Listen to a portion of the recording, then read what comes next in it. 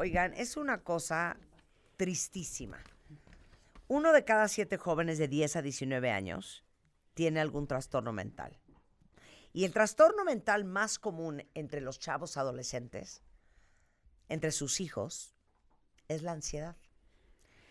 Y tristemente, alrededor del 32%, y yo diría que un poco más, de los adolescentes han experimentado un trastorno de ansiedad en algún momento de su vida. En México, hasta el 50% de los adolescentes están ansiosos.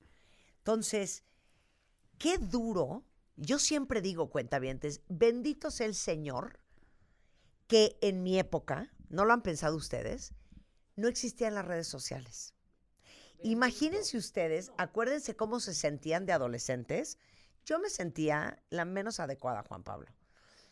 No era como yo quería ser. Veía a las chavas de mi edad y decía, pero ¿por qué yo no tengo el pelo así? ¿Pero por qué yo no tengo el cuerpo así? ¿Pero por qué yo no tengo esa estatura? Físico, ¿Pero por qué? más. Claro. ¿Pero por qué yo no tengo esa vida? Y eso que no las veía más que en el colegio. Así es. ¿Cómo los ayudas? ¿Cómo ves?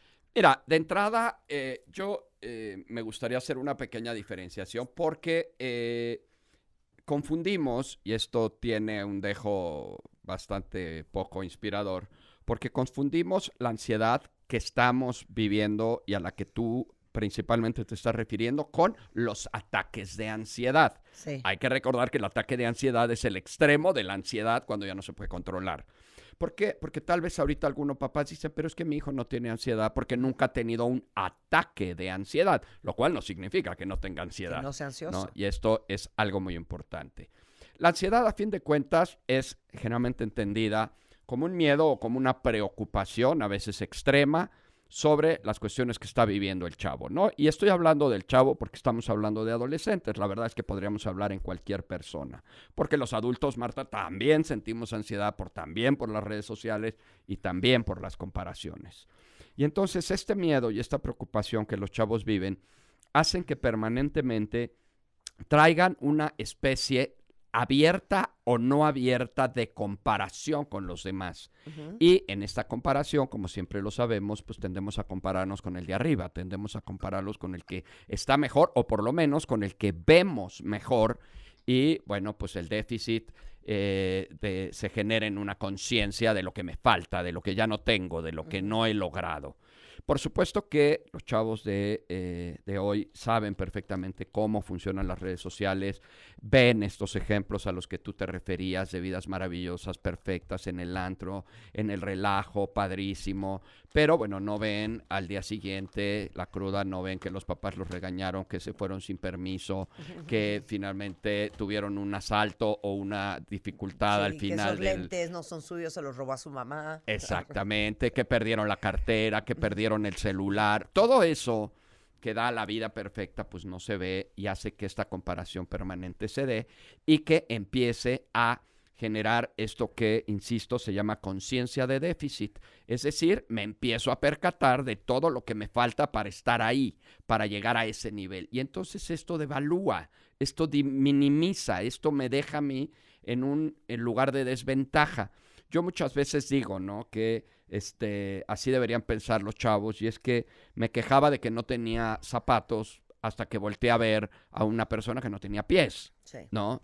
Pero si yo volteo a ver los tenis mejores y más caros que los míos, pues evidentemente yo me voy a sentir por debajo de esa persona que trae unos tenis más caros. Claro. Y eso me va a generar mucha ansiedad. A ver, te voy a hacer una pregunta, no sé si es muy difícil. ¿Cómo sabes, como papá, no eres Juan Pablo Redondo, no llevas viendo niños 35 años, pero tienes a tus hijos? ¿Cómo sabes que lo que tiene tu hijo es ansiedad? Hay muchos síntomas. El primero, tal vez, y más importante, son los cambios en el comportamiento. Es cierto que en la adolescencia hay cambios de comportamiento en sí mismos. No necesitan estar ansiosos para tener cambios de comportamiento, porque vienen todos estos cambios repentinos en el estado anímico. Pero sí, cambios importantes de que era alegre, estaba contento, era feliz, platicaba, y ahora está reservado, está metido en sus cosas, está metido en su cuarto. Y estos cambios de comportamiento hacen que lo habitual ya no esté siendo lo común. Y entonces, claro, ahí podemos ver un indicador muy importante. Otro son problemas para dormir. Cuando tu hijo te empiece a decir que no puede dormir, preocúpate. Lo más probable es que tu hijo tenga ansiedad. Y nosotros lo atribuimos a muchas cosas. Le decimos, pues es que estás mucho en los dispositivos, es que por eso no duermes, porque te duermes hasta tarde con el dispositivo. Sí, pero hay que ver qué está haciendo en el dispositivo hasta tarde y es incrementando su ansiedad, porque no la está tranquilizando. Y ahí es donde se hace un círculo vicioso que lo lleva muy probablemente a no dormir, a tener problemas de insomnio que suelen ser un gran reflejo de ansiedad. Otro puede ser la irritabilidad constante, los cambios de humor hacia mal, hacia enojo, te empiezan a contestar mal, se vuelven irascibles, se vuelven intolerantes, se vuelven asheros, ¿no? Todo el tiempo están con ash, ¿no? Entran, como hemos dicho, en esta fase chocolate, en donde todo les choca y nada les late, ¿no? Sí. Y por más que tú le hagas, incluso cosas que le gustaban, ya no le gustan, ¿sí? Esto también puede ser un indicador. Mal, a la menor provocación se enfurecen. Se enfurecen como nada si los... quieren, nada les parece, de todo se quejan, andan perpetuamente contrariados. Completamente. ¿No? Sí, sí. Y digo, hay una parte que es obvia en la adolescencia, en donde hay una parte confrontativa, donde hay una parte rebelde, oposicionista, pero a la vez también, bueno, esta irritabilidad puede ser este reflejo. Otra son las quejas frecuentes de muchas cosas, se pueden quejar de cualquier cosa, pero un indicador tal vez un poquito más específico son las quejas hacia el tema de la salud física, ¿no? Me duele la panza, me duele la cabeza, siento mareos, tengo ganas de vomitar, tengo náuseas, incluso vomitan, todo lo que tiene que ver con cambios físicos en esta etapa y que se manifiestan a través incluso de enfermedades de las famosas itis, ¿no? Gastritis, colitis, dermatitis, por supuesto úlceras, ¿no? Todas las enfermedades que están asociadas a las emociones y que es increíble ver chavitos de 12, 13 años que tienen colitis, que tienen gastritis y que incluso ya tienen que estar medicados por estos trastornos. En muchos casos son síntomas claros de ansiedad. Me gusta lo que dices, evitan situaciones. Los niños ansiosos evitan situaciones. ¿Qué significa eso? Sí, que finalmente no hacen aquello que les puede despertar algún tipo de conflicto, algún tipo de incremento en estas sensaciones. O sea, vamos a suponer que tenemos un chavito que anda ansiosito por lo que sea, pero tú de repente le dices, ¿sabes qué? Vas a ir a ver a tu papá, y de repente el niño se pone más mal, ¿no? Empieza a tener esas preocupaciones somáticas y demás, y entonces te dices, es que no quiero. Bueno, ahí hay un indicador que no solamente es un berrinche, no solamente es caprichoso, no solamente es voluntarioso, está teniendo un conflicto con esa situación y la va a tratar de evitar, pues a toda costa, como de lugar. Ya. ¿Sí? Y otra cosa que me gusta que explicas es que los niños ansiosos, igual que los adultos, son perfeccionistas. Sí. Sí, hay algo que yo inventé, porque luego me dicen, lo busqué en internet y no lo encontré. No, yo lo inventé, se llama la TTP.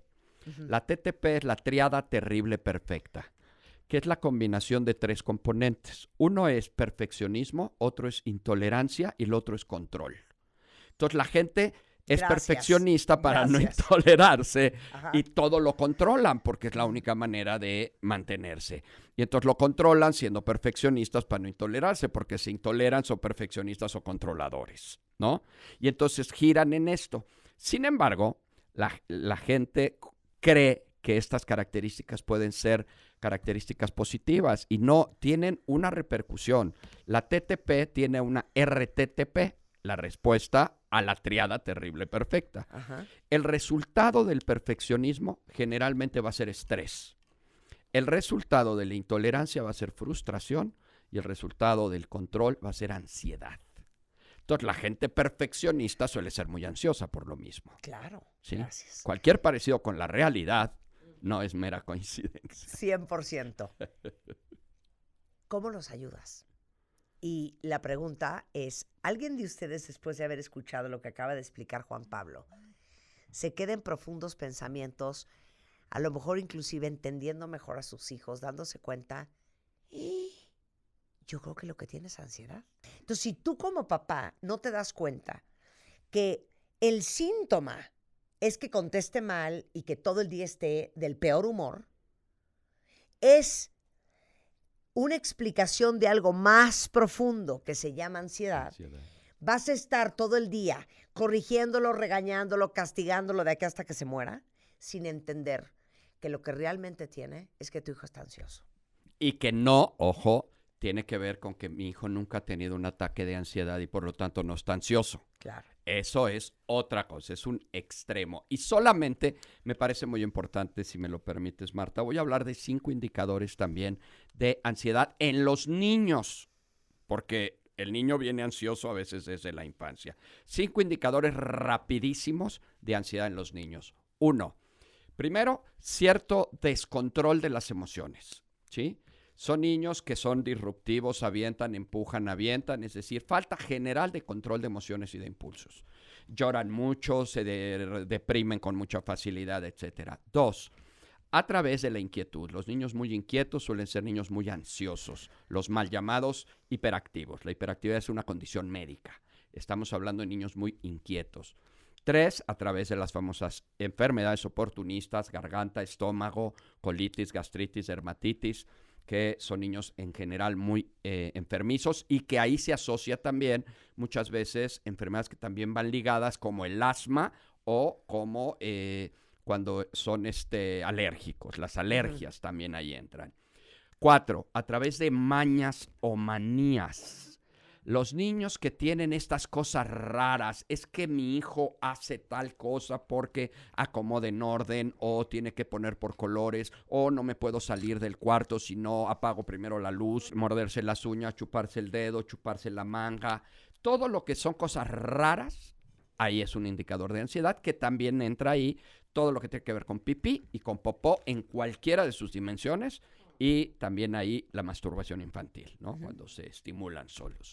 Y el último, el quinto, es a través de miedos e inseguridades, ¿no? Miedo a los fantasmas, a los monstruos, a la oscuridad, miedo a desastres naturales, temblores, tsunamis, terremotos, lluvias, inundaciones, miedo, también lo tengo yo, a los rateros, a los secuestros, a los robos, miedos también a cuestiones específicas, por ejemplo, a las arañas, a los elefantes. Y estoy pensando, y puede ser, pequeño corchete, que obviamente, viviendo en el mundo en que viven nuestros hijos hoy, que se enteran de todo, también enterarse de un evento, de que se murió no sé quién, de que se incendió no sé cuánto, de que les dispara la ansiedad. Completamente, completamente. Y de cosas que además a lo mejor no están a nuestro alcance, pero pues ellos tampoco dimensionan si están o no a su alcance un incendio como el que acaba de haber en California, o un tsunami, o un terremoto que hay en Japón, sí, ¿no? Entonces, todo esto son parte de estos indicadores, porque, pues sí, estamos hablando de adolescentes, pero también hay niños ansiosos, y estas características son muy importantes. ¿Qué tenemos que hacer? Lo primero, y voy a hablar a lo mejor de generalidades, lo primero que tenemos que hacer, y perdón que lo diga con esta forma, tenemos que ayudar a nuestros hijos a controlar las emociones, ¿sí? O sea, uno de los graves problemas de nuestros tiempos es lo que he dado en llamar la inmadurez emocional. Es decir, personas que tienen dificultades en el manejo de sus emociones y de sus impulsos. Por supuesto, acordes a la edad. No le vamos a pedir el mismo control emocional a un niño de 2 años que a un niño de 5, que de 7, que de 9, de 12 o de 40, ¿no? ¿Por qué? Porque el control emocional va variando, pero tenemos que ir trabajando con ellos en esta gestión emocional. Porque a fin de cuentas la ansiedad también es una incapacidad para gestionar la emoción de manera adecuada. Sí, pero a ver, no se le ayuda a un hijo a manejar sus emociones suprimiéndolas. No. O castigándolo. No. O diciéndole, las niñas bonitas no lloran. O diciéndole, por lo que acabas de hacer, te vas castigado a tu cuarto de aquí hasta que te mueras. No. Eso no es gestionar las emociones. No, y tampoco estoy hablando de que descalificar lo que siente el niño o que siente el adolescente es una forma de ayudarlo a gestionar. No, aquí las emociones están, las emociones existen y hay que saber qué hacer con ellas. ¿Cómo lo vamos a hacer? Bueno, finalmente, primero, identificando la emoción, sabiendo de dónde vienen, qué se hace, porque aquí hay un proceso que me gustaría aclarar. Los factores externos despiertan emociones. Esas emociones las sentimos, se convierten ya en sentimientos, las sentimos. Y esas emociones que sentimos se van a los pensamientos y entonces ya son ideas. Entonces es factor externo, emoción, sentimiento, pensamiento. El problema es que en la ansiedad lo que ocurre es que hay una sobreposición de los pensamientos asociados a sentimientos que despiertan emociones. Entonces, el chavo ya no necesita el factor externo para sentir la ansiedad que siente, con que piense en ella. Por eso estamos recurrentemente con esta línea en donde llevan los chavos a, mientras más, por ejemplo, en este caso, redes sociales ven, más ansiedad despiertan. Pero a la vez esa ansiedad los lleva a ver más redes sociales, y entonces ahí es donde se hace un círculo vicioso. Lo que tenemos que hacer es esta relación entre emoción y pensamiento pasando por los sentimientos. Sí se vale sentir, todos sentimos, tenemos que validar lo que sentimos, pero también hay que saber qué hacer con lo que sentimos. Y una de las formas, por ejemplo, de gestionar estas emociones es reconocerlas, validarlas y en un momento dado darle tiempo a la emoción de que fluya, porque hay que recordar que la emoción es temporal, es intensa y es fisiológica. Dame esa conversación con un niño. Es relativamente sencillo. Mira, aquí tú estás sintiendo esto, ¿ok? ¿Qué es lo que estás sintiendo? Pues estoy sintiendo, no sé, como algo. ¿Qué cosa? Pues no sé, como cosas, como que me hace así, como ñáñaras, como todo esto que acostumbramos siempre manejar. Entonces, hay que empezarle a poner nombre a las cosas para que ellos sepan manejarla. Si lo que tienen, por ejemplo, es frustración, bueno, hay que trabajarlo a través del reconocimiento, por ejemplo, de que las cosas no siempre van a ser como él quiere. Dame la conversación. ¿No? Por ejemplo, Estoy frustrada, mamá. Está frustrada porque su amiga mamá. sí tiene novio. No, yo te lo y ella voy a no. platicar. Estoy frustrada, mamá. Porque no entiendo por qué todas mis amigas tienen novio y yo no. Ok. ¿Y eso qué te hace sentir? Ok. Pues que yo no estoy bonita, que nadie me va a querer y que nunca me voy a casar. Bueno, eso que estás sintiendo es una cuestión que se llama frustración y que es temporal, porque simple y sencillamente te estás comparando con los demás. Lo que tú tienes que hacer es focalizarte en ti y darte a ti el tiempo, primero de sentirte frustrada y segundo, dar el tiempo para tener a la persona que va a llegar a tu vida. Ahorita no ha llegado, punto. Pero mamá, ¿y si nunca llega? No, sí va a llegar, yo te lo garantizo. En vez de decirle... En vez de decirle, estás loca, no seas tonta, no estás en edad, no tienes edad para eso. Sí. Porque eso es lo que hacemos. No estás en edad para novios, cállate, escuincla, y vete a hacer la tarea. Ya. ¿No? Exacto. No estoy realmente reconociendo lo que estás sintiendo y tampoco le estoy diciendo qué es lo que tiene o debería de derivar de eso. O sea, las emociones todos las sentimos. El problema es qué haces con ellas. Claro. Y tenemos que enseñarle a nuestros chavos a qué hacer con las emociones. Y el ejemplo más claro y más típico es, el cuate está enojado. Ok, el enojo se vale sentirlo, es genuino, todos nos enojamos. El enojo se vale expresarlo, verbalizarlo. A ver, dime, ¿qué tienes? ¿Qué te pasa? ¿Qué te atañe? ¿Qué te está frustrando? ¿Qué te está enojando? 3, el enojo no se vale actuarlo. Y el problema del enojo y de muchas otras emociones es la forma en la que actuamos la emoción. Entonces, ¿en dónde vamos realmente a enseñar a nuestros hijos? En la contención y en el deseo de que utilice la emoción de maneras adecuadas. Incluso me voy por otro lado hacia el famosísimo asunto de la inteligencia emocional. A fin de cuentas, ¿qué es la inteligencia emocional, Marta? Es saber qué hacer con lo que siento para que no me frieguen ni a mí ni a los demás. Eso es inteligencia emocional. A ver, ¿qué vas a hacer para esa frustración que sientes porque no tienes novio y todas tus amigas sí, para que a ti no te friegue y no friegue a los demás? pues me tengo que calmar, tengo que entender, tengo que racionalizar que pues no estoy en momento, que no ha llegado nadie, que mis amigas a lo mejor son más coquetas, que yo soy más reservada, que bueno, eso es lo que tendrías que hacer con esa emoción de frustración para darle una salida que sea deseable y que en este caso la inteligencia emocional, siempre lo he dicho, pues es un asunto personalísimo, porque lo que a ti te funciona en un momento dado para gestionar tu emoción, a lo mejor para Rebeca eso no le funciona. Ya está, dice, no, es una tontería. Entonces Rebeca tendría que encontrar la forma de gestionar la emoción para que a ella y a los demás le friegue lo menos posible lo que está sintiendo. Eso es enseñarle a nuestros hijos. Esto era tan mi mamá. Yo me acuerdo mucho, por ejemplo, cada vez que cualquiera de nosotros contestaba mal o hacía una mala crianza, mi mamá siempre decía, es que anda cansada la Eugenia. Así era. Es que no puede ser, mamá. Me contestó horrible. Es que anda bien cansada y bien nerviosa con el examen, la Eugenia. Cálmate, Marta. Así nos decía. ¿No? Sí, pero no era de, a ver, Eugenia, veo que estás contestando mal. ¿Qué sientes? Ya sabes, cero. Nada más decía, está cansada. Siempre que contestábamos mal decía que estábamos cansados.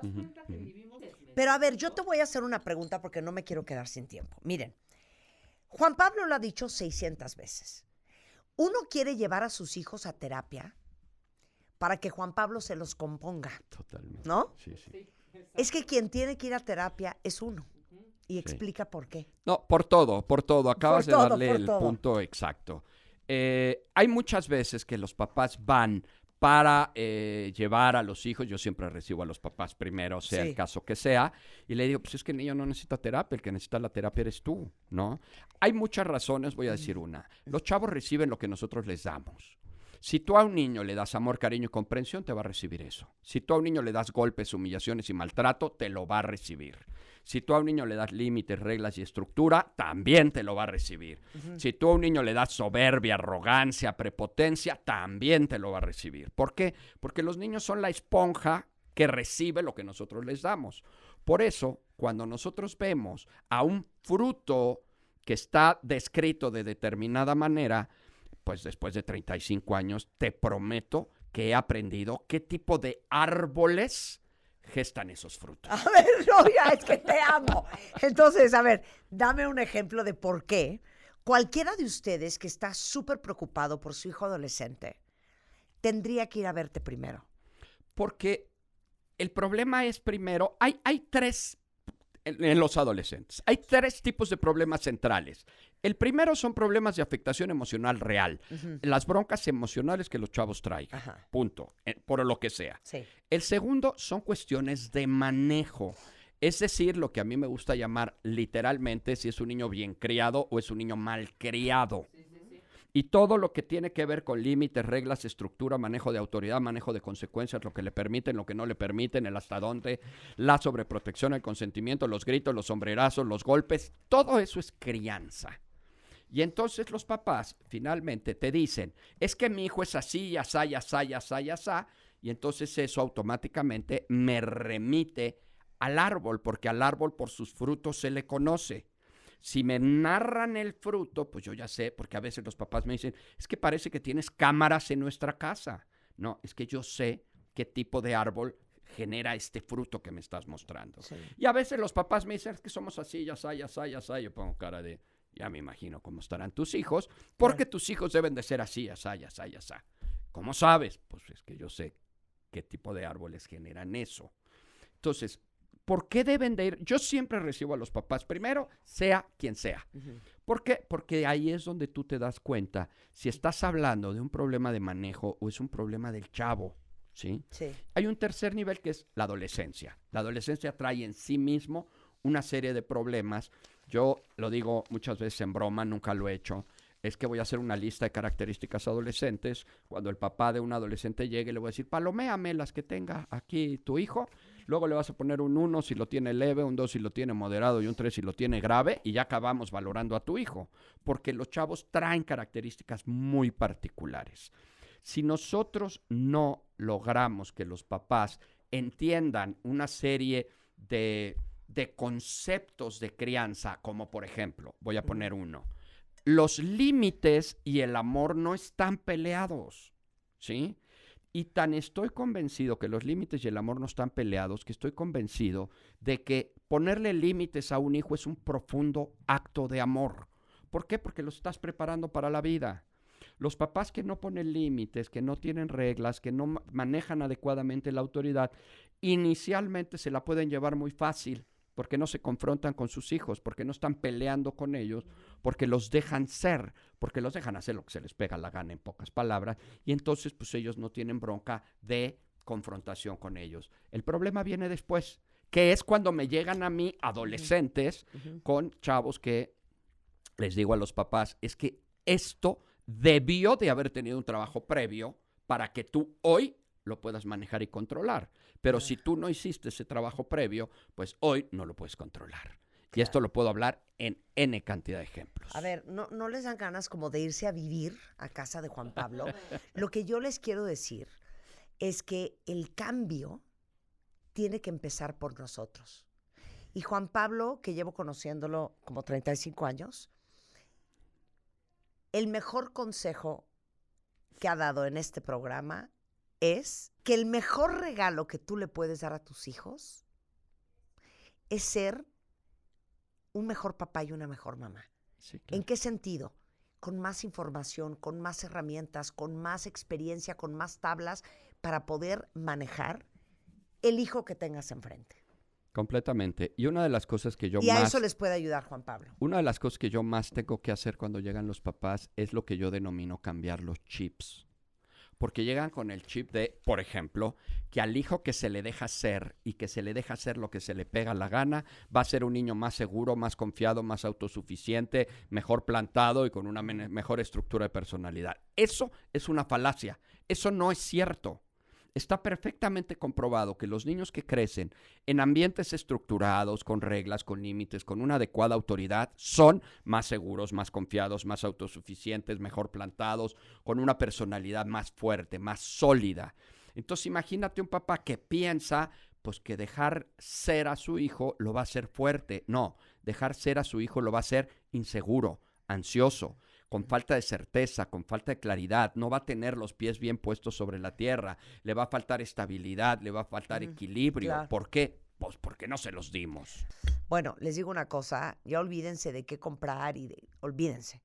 El mejor regalo que le podemos dar a nuestros hijos es salud mental. Sí. Pero uno no puede regalar salud mental si uno no la tiene.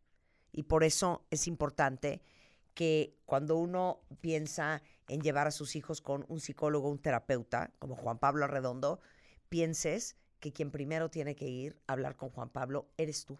Totalmente. Para ver qué onda, qué está pasando y cómo estás. Juan Pablo Arredondo está en la Ciudad de México. En Twitter es Juan Pablo Arredondo H. En TikTok, Juan Pablo Arredondo. Igualmente en Facebook. Tiene un Spotify, tiene un podcast increíble que se llama Mi psicólogo. Mi psicólogo. Juan Pablo, un placer tenerte acá. Es un placer para mí. Muchas gracias.